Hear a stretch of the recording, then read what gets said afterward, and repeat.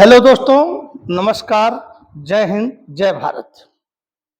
आज मैं आपके सामने एक ऐसा महाभारत का दृश्य प्रस्तुत करने जा रहा हूं जो आप लोग सुन करके बड़े आनंदित होंगे। ये महाभारत का युद्ध क्या था? धर्म और अधर्म था। युधिष्ठिर धर्म पर अड़े हुए थे और दुशासन अधर्म पर अड़ा हुआ था। ये सब लोग जानते हैं, पूरा भारत जानता है।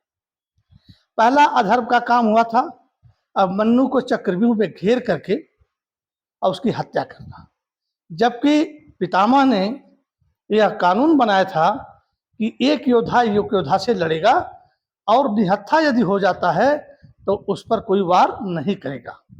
लेकिन पितामह मर गए थे, वीरगति को प्राप्त नहीं हुए थे, मृत्युशैया पर पड़े हुए थे।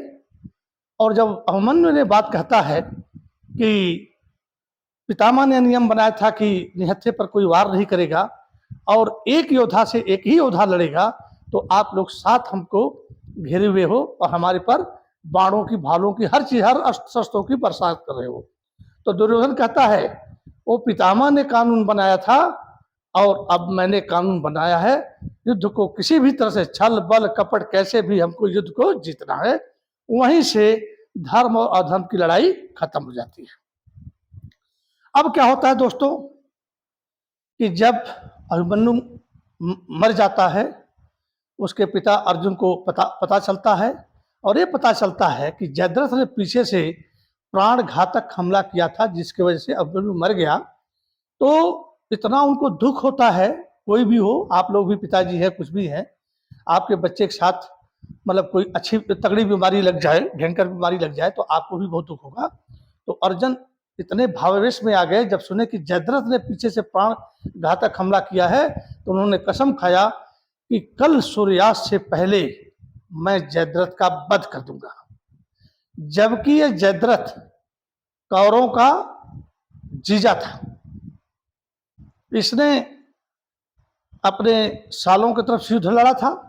तो हम अब आगे बढ़ते हैं दोस्तों। जब इन्होंने कसम खा लिया, श्री कृष्ण महाराज को पता चल गया, तो दूसरे दिन का जो युद्ध था, जब कसम ये खाया तो जयद्रथ इतना डर गया कि वो तुरंत कहा दुर्योधन से कि मैं अपने देश जा रहा हूं, सिंधु देश जा रहा हूं। सिंधु देश जयद्रथ था, मैं यहां नहीं रुकूंगा। दुर्योधन कहता है नहीं नहीं, घबराओ नहीं, हाँ, पूरी कौरव सेना 11 अक्षौड़ी जो सेना कृष्ण की है वह आपके आगे पीछे लगी रहेगी। अर्जुन क्या, अर्जुन की 7 पुरखे भी तुमको देख नहीं पाएंगे, मारने की तो बात अलग है। अब ये द्रोणाचार्य के पास जाते हैं, कहते हैं गुरुदेव, अर्जुन ने ऐसी कसम खाई है और अब बताइए कि युद्ध कैसे लड़ा जाएगा, क्योंकि सेनापति आप हैं।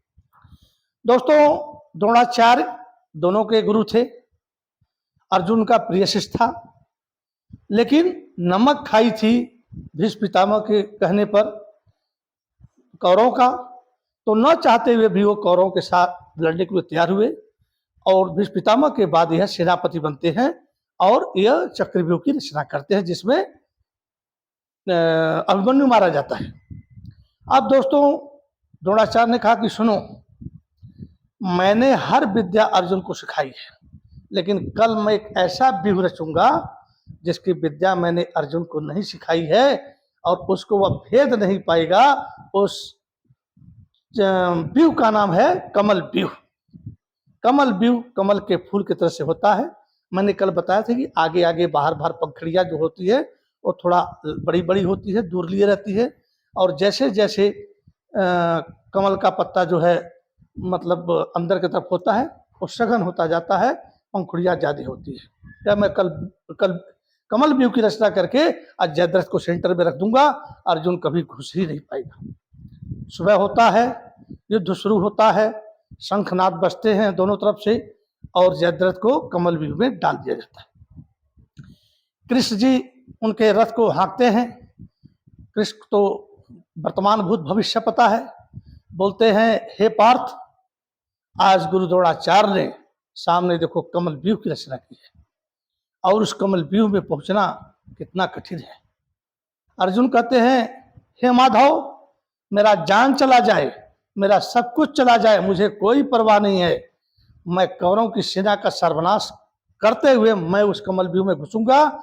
या तो जयद्रथ मारा जाएगा, और नहीं यदि जयद्रथ मारा जाता है तो मैंने कसम खाई है कि सूर्यास्त होते ही मैं चिता में जल के भस्म हो जाऊंगा, अपने शरीर को नष्ट कर दूंगा। तो माधव, यदि मैं कमल व्यूह में घुसता हूं, मारा जाता हूं, तब भी मेरी मौत है। यदि नहीं घुसता हूं और जयद्रथ को नहीं मार पाता हूं तो मुझे चिता सजा करके चिता में प्रवेश करना पड़ेगा, और उस समय सब लोग देखेंगे, हंसेंगे, यह गांडीवधारी अर्जुन चिता में भस्म हो गया। तो इससे बढ़िया है मुझे उसमें घुसना है। कृष्ण मुस्कुराते हैं, जोश आ जाता है इनके सखा को, जिसके दोस्त को, और कहते हैं ठीक है। तो अर्जुन कहते हैं कि मधुसूदन, रथ को आगे कमल व्यूह में बढ़ाइए। कमल व्यूह में बढ़ाया जाता है। आप लोगों ने देखा होगा आज का युद्ध मिसाइलें दनादन फटाफट चलती हैं, लेकिन उस समय उनके बाणों में अग्नि बाण भी होता था, वायु बाण भी होता था, और वरुण बाण भी होता था, और एक बाण में हजारों बाण निकलते थे, जबकि वो ऐसे डायरेक्शन लेकर के और सेना को मार देते थे। कमल व्यूह के पहले गेट पर सेना खड़ी थी, उसके बाद उन्होंने बाण लिया और यूं मारा, और जाकर के 100-200 के करीब बाण निकले और सैनिकों के सीने में घुस गए, और उसके बाद वो सैनिक वहीं धराशायी होते। दूसरा बाण मारते, अग्नि बाण मारते, जमीन में लगता है जैसे बम फटता है। कारगिल के युद्ध वाला या 71 के युद्ध में जो सेनाएं लड़ती हैं, जो बम फेंके जाते हैं, मिसाइल फेंके जाते हैं, उसी तरह से जमीन में गिरता था और ब्लास्ट होता था, आग हो जाते थे, और उस बम का टुकड़ा भी लोगों को लगता था। उसी तरह से लोग जल के मर जाते थे। युद्ध शुरू हो गया, बड़ा भयंकर युद्ध हुआ, बहुत भयंकर युद्ध हुआ। द्रोणाचार्य पहले ही खड़े थे, क्योंकि इसको घुसने नहीं देना है। तो द्रोणाचार्य से युद्ध बड़ा भयंकर होता है दोस्त। गुरु गुरु ही होता है, शिष्य शिष्य ही होता है। फिर कहते हैं, हे माधव बताइए मैं क्या करूं। कहते हैं, इनसे लड़ते रहोगे तो इसके पार नहीं पार पाओगे। तो कहते हैं, मेरे रथ को मोड़ दीजिए, और द्रोणाचार्य से जो है मैं जो है साइड पे हो जाऊं। और साइड होकर जाने लगते हैं। द्रोणाचार्य कहते हैं, हे अर्जुन, आओ मुझसे युद्ध लड़ो, क्यों भाग रहे हो। तो वह द्रोणाचार्य को प्रणाम करता है, कहता है, आचार्य आपको कोई नहीं हरा सकता, आप हारेंगे तो स्वयं से हारेंगे, बाकी आपको कोई नहीं हरा सकता है, मुझे मत रोको, और चल देता है। दुर्योधन से मुलाकात होती है, बाण चलते हैं, दुर्योधन के हाथों में बाण मार के और रथ में चपका देता है। फिर दुर्योधन हटा लेता है। उसके बाण जो रथ होता है लकड़ी का बना होता है, लकड़ियों में ऐसे लगा देते हैं कि दुर्योधन चारों तरफ से बाण है, और उसके बाद इसमें खड़ा हो जाता है, न इधर चल सकता है न उधर सकता है, न निकल सकता है। उसको करते हुए कर्ण से भी युद्ध होता है, बहुत लोग से युद्ध होता है, लेकिन व्यूह रचना इतनी सख्त होती है, इधर सैनिक मरते हैं, अब बीच वाले सैनिक आके जगह ले लेते हैं। बीच वाले सैनिक आराम किए रहते हैं, अर्जुन थके रहते हैं। यही करते करते जो है लड़ते लड़ते सारी योद्धाओं से शाम हो जाता है। कृष्ण देखते हैं आकाश में, कहते हैं, हे अर्जुन तेजी से बाण चलाओ, सूर्यास्त होने वाला है। पर अर्जुन कहते हैं, हे सखा, बाण तो चला रहा हूं ना, आपका रथ सेंटर में नहीं जा पा रहा है, मैं कितने लोगों को धराशायी कर चुका हूं, अभी डिस्टर्ब मत कीजिए, मतलब अभी मत कीजिए, मुझे बाण चला दीजिए। कृष्ण जानते हैं कि कमल व्यूह का तोड़ने इनके आता नहीं है, मैं क्या उपाय बताऊंगा। तो वहीं पर अधर्म का युद्ध शुरू होता है, जब माधव को भी धर्म की रक्षा के लिए अधर्म का साथ देना पड़ा। क्योंकि कहते हैं, यदा यदा ही धर्मस्य ग्लानिर्भवति भारत अभ्युत्थानम धर्मस्य तदात्मानं सृजाम्यहम्।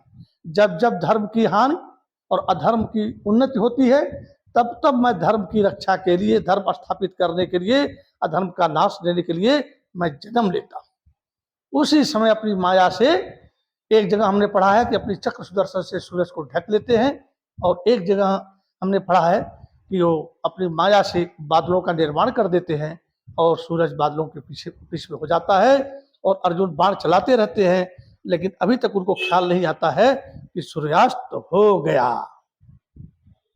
चिता सजाई हुई है दोस्तों। फिर कहते हैं पार्थ उधर देखो। उसके बाद तब तक कौरव के सेना में हर्षोल्लास होने लगता है, सूर्यास्त हो गया, सूर्यास्त हो गया, सूर्यास्त होगा। कृष्ण कहते हैं पार्थ अब तुम्हारे प्रतिज्ञा का समय आ गया है, लेकिन एक चीज याद रखना, यदि कहीं गलती से जयद्रथ दिखाई दे जाए तो उसका गर्दन ऐसे नहीं काटना कि तत्काल जमीन पर गिर जाए, क्योंकि इसके पिता को आशीर्वाद मिला है कि जो भी मेरे बालक का गर्दन काटेगा और गर्दन कटते ही जमीन पर जहां गिरेगी, जिसने गिराया होगा उसके खोपड़ी में, सर में ब्लास्ट होगा और खोपड़ी उसकी 100 टुकड़ों में विभाजित हो जाएगी। इसके पिताजी ने भोलेनाथ से आशीर्वाद प्राप्त किया है। तो चलो पार्थ, अब चिता में आग देने का समय आ गया है। मैं बहुत ही दुखी हूं कि मैं आपकी मदद नहीं कर पाया। और इतने तक अर्जुन रथ से उतरते अपना गांडीव रथ में छोड़ देते हैं। कृष्ण कहते हैं अरे पार्थ, एक योद्धा अपने अस्त्र शस्त्रों के साथ अग्निदाह करने जाता है, जब तुम ही नहीं रहोगे तो यह गांडीव किस लिए रहेगा। अर्जुन गांडीव लेते हैं और लेने के बाद चलते हैं चिता की तरफ।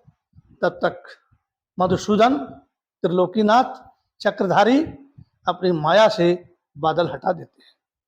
आग अभी चिता थोड़ी दूर रह जाती है। उसमें जयद्रथ के दोस्त कहते हैं अरे यार चल चल चल, तेरा दुश्मन जल के मर रहा है, थोड़ा देख ले। तेरा दुश्मन जो है, जिसने कसम खाई थी कि सूर्यास्त से पहले मैं जयद्रथ को मार दूंगा, चल देख। अब जयद्रथ वहां से हंसते हुए, मुस्कुराते हुए, हट्ठास करते हुए आता है और सबसे आगे खड़े हो जाता है कि मैं अर्जुन को जलता हुआ दिखूं।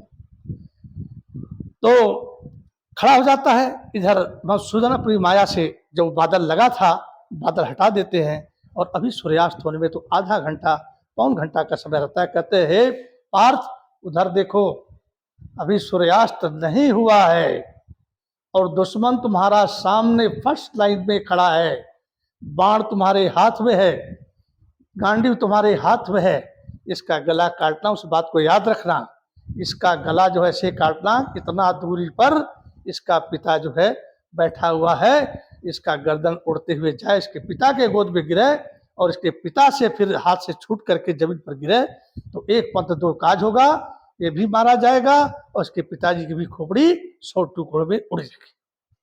अर्जुन ने तुरंत धनुष बाण चढ़ाए थे। अब जैसे ही सूर्य का दर्शन करता है, जयद्रथ घबरा जाता है, पसीने पसीने हो जाता है। साक्षात मौत सामने है दोस्तों, वो तो निहत्था है, अर्जुन के हाथ में बाण है। अब वह धर्म का युद्ध खत्म है, क्योंकि अभिमन्यु पर इन्होंने शुरू कर दिया था, कौरवों ने युद्ध की नीति बदल दी थी कि धर्म युद्ध में छल कपट कुछ भी कर लें। तो माधव ने अपना पहला लीला दिखा दिया कि छल वाला, कि अब ये निहत्था हो गया और अर्जुन के हाथ में बाण है। फिर अर्जुन ने अब बाण मारा दोस्तों खींच करके, और गर्दन इसकी कटी और उड़ करके इतने किलोमीटर जाकर इसके पिता के गोद में गिरी। पिता के गोद में गिरी, पिता ने देखा क्या है, देखा बच्चे का सर है ऐसे छूट गया हाथ से, खून से लथपथ था। और जैसे ही वो जमीन पर गिरता है, इस ऋषि के सर के अंदर ब्लास्ट होता है और 100 टुकड़े में ब्लास्ट हो जाता है और वो भी मर जाता है। तो ये जो युद्ध था वो धर्म युद्ध था, लेकिन महाभारत में भीष्म पितामह को जमीन पर पड़ते ही, सैया पर पड़ते ही दुर्योधन ने धर्म को अधर्म की संज्ञा दे दी और फिर इसमें माधव को भी कूदना पड़ा और अर्जुन को तो कूदना ही था, क्योंकि उन्होंने बच्चे को मारा था। मैंने पिछले वीडियो में 20-0 का जो बताया था, तो मैं बाद में देखा तो मैं आपको ठीक से नहीं समझाया। जो सतयुग था उसमें सत्य और असत्य, धर्म और अधर्म का ये रेशियो था 20:0। मतलब धर्म जो है, सत्य जो था वह 20 था, तो अधर्म उस समय 0 था। ये सतयुग की बात है, राजा हरिश्चंद्र की बात है, जब राजा हरिश्चंद्र ने सपने में ही विश्वामित्र को अपना पूरा राज्य दान कर दिया था। ऐसे तो भैया द्वारे पर भिखारी आता, लोग कहते चलो बाबा आगे बढ़ जाओ, लेकिन स्वप्न में देते थे। वो था सतयुग। फिर आया त्रेता। त्रेता का अब रेशियो बनता है 20 और 0 तो था सतयुग में, अब बनता है 15 और 5। 5 पाप आ गया त्रेता में, और धर्म जो है घट करके 20 से 15 हो गया। उसमें धोबी इल्जाम लगाता है, माता कैकेयी जो है विधवा होना पसंद है उनको, लेकिन राम को गद्दी पसंद नहीं है, राम को वनवास है। जबकि धर्म कहता है बड़े पुत्र को गद्दी मिलेगी, लेकिन ममता ऐसी लगी दोस्तों कि अपने भरत को गद्दी देना चाहती थी। वहां पर भी ये 5% जो है, जो रेशियो 5 है, वह अधर्म आ जाता है। और अंत में सब लोग जानते हैं कि राजा दशरथ की पुत्र वियोग में मृत्यु हो जाती है। अब आता है दोस्तों द्वापत। द्वापत में क्या होता है, अब पाप अधर्म जो है 5 से 10 हो जाता है, और इधर से घट करके 10 हो जाता है। 10 रेशियो 10, 10 संबंधे 10, मतलब 10 पुण्य होगा तो 10 पाप भी होगा, 10 धर्म होगा तो 10 अधर्म होगा। अब उसमें महाभारत काल में देख लीजिए, दुर्योधन को पता है कि राज ज्यादा उनका होता है, लेकिन फिर भी वो कहता है बिना युद्ध के लड़े मैं सुई के नोक के बराबर जमीन नहीं दूंगा, मैं ऐसे दे ही नहीं सकता हूं, मुझे मारकर ही कोई मेरा धन ले सकता है, ऐसे पांडवों को मैं नहीं दे सकता हूं। और महाभारत में पहला स्टार्टिंग वही करता है, अभिमन्यु को घेर करके 7 मार देते हैं। इसमें अच्छे अच्छे भी लोग लगे रहते हैं जो धर्म की व्याख्या जानते हैं, लेकिन ये युवराज होता है, यहाँ तक कि वो पितामह को भी युद्ध में डांट देता है, और गुरु द्रोणाचार्य को भी डांट देता है, और कर्ण से भी रूखे शब्दों बोल देता है। लेकिन ऐसा नहीं करना चाहिए। कोई दिल लगा के लड़ रहा है तो उसके ऊपर गलत आपेक्ष नहीं लगाना चाहिए, इल्जाम नहीं लगाना चाहिए, क्योंकि उसका मन खिन्न हो जाता है और कहता है कि ठीक है मैं तो लड़ रहा हूं, नमक खाया हूं, लेकिन जीत बेटा तेरी नहीं होगी, होगी तो उन्हीं को की सत्य। तो द्वापत में कितना हो गया, 10 संबंधे 10। अब आ गया हमारा कलयुग। तो कलयुग में हो गया 5 और 15। अब पाप हो गया 15 और धर्म हो गया 5। आज जो बड़े बड़े मंदिर बने हैं, सनातन धर्म हमारा है। किसी ने कहा कि ब्राह्मणों का बकवास है, वो अपनी रोजी रोटी चलाने के लिए किए हैं। हमारा सनातन धर्म को हमारे सनातनी आदमी ही उसकी जो है व्याख्या गलत करते हैं। लेकिन क्या हमारा धर्म गलत है? ये पृथ्वी धर्म से ही चलती है। हम क्या हैं दोस्तों इस संसार में? हम जानते हैं कहाँ से आए हैं और कहाँ चले जाएंगे? कुछ नहीं। We don't know anything. रचा है सृष्टि को जिस प्रभु ने, वही ये सृष्टि चला रहा है। जिन्होंने भेजा था इस जगत में, वही वापस बुला रहा है। मतलब सृष्टि रचने वाला वो खुद जानता है कैसे सृष्टि चलेगी, और सृष्टि रचने वाले ने हमको इस मृत्यु लोक में भेजा है, और वही हमको फिर बुला लेता है। चाहे मेरा बाप, मेरे पापा हो, चाहे मेरा बच्चा हो, मेरी माँ हो, मेरी पत्नी हो, कोई भी हो, समय पर उसको जाना ही जाना है। तो इसलिए दोस्तों, कभी भी आप अपने जीवन में थोड़ा खाओ, शुद्ध खाओ, चैन से खाओ, ईमानदारी का खाओ, अपने मेहनत का खाओ, अपने खून पसीने की कमाई का खाओ। कभी भी किसी का धन नहीं हड़पना।